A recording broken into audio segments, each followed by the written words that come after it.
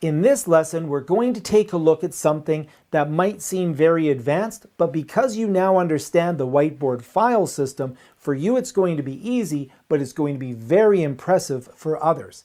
We're going to take a whiteboard that's owned by one account, and we're going to give it to another account. So this means that I could go in and create a bunch of whiteboard templates, and then I could give those to other accounts that need to use the same template. So you can see that I have 4 windows that I'm logged into. One in the top corner is the Whiteboard app. I'm logged in as Bruce Wayne. Below it is a browser. I've logged into my OneDrive as Bruce Wayne. Over on the side at the bottom corner, I've opened up the file system on my computer, which is connected to my OneDrive as Bruce Wayne.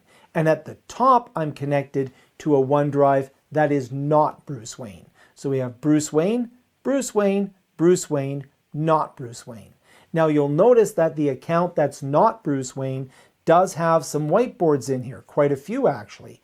And if I go to this one, 006 ETL, I right click on here and I'm going to copy this whiteboard. So now I've just copied that whiteboard. I'm going to go into the file system, I'm going to right click, and I'm going to paste that whiteboard. So this means that the whiteboard files can be copied and pasted from one directory to another. Now that I put it into this directory, if I go to my browser, you'll notice that it shows up in the browser.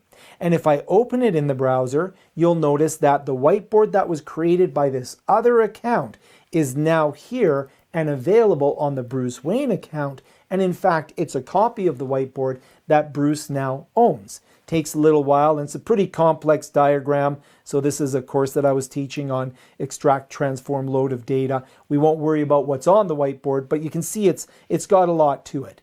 And if I go over to my Whiteboard app and I hit the F5 key, because I'd opened it up on my browser, that's the last whiteboard that the Bruce account opened. And you can see here that in the app, I also have the whiteboard here, and you can see I have the same whiteboard. It'll open up in a moment. When you look at this whiteboard, it looks like I'm sharing it, and in fact, I'm sharing it with myself here. So if I move around, you can see as I move between the two, it shows Bruce Wayne.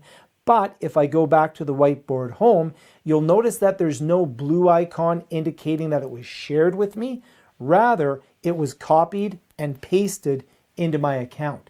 This is very powerful because I could make a whole bunch of whiteboard starters for different classes, and then I could take the files that are generated, send them over to different colleagues that also want to have the exact same whiteboard as a starter, and then they could just put it into their whiteboard directory. It'll synchronize with their whiteboard account, and they can use the Whiteboard app or the Whiteboard browser in order to open that whiteboard and start working with it.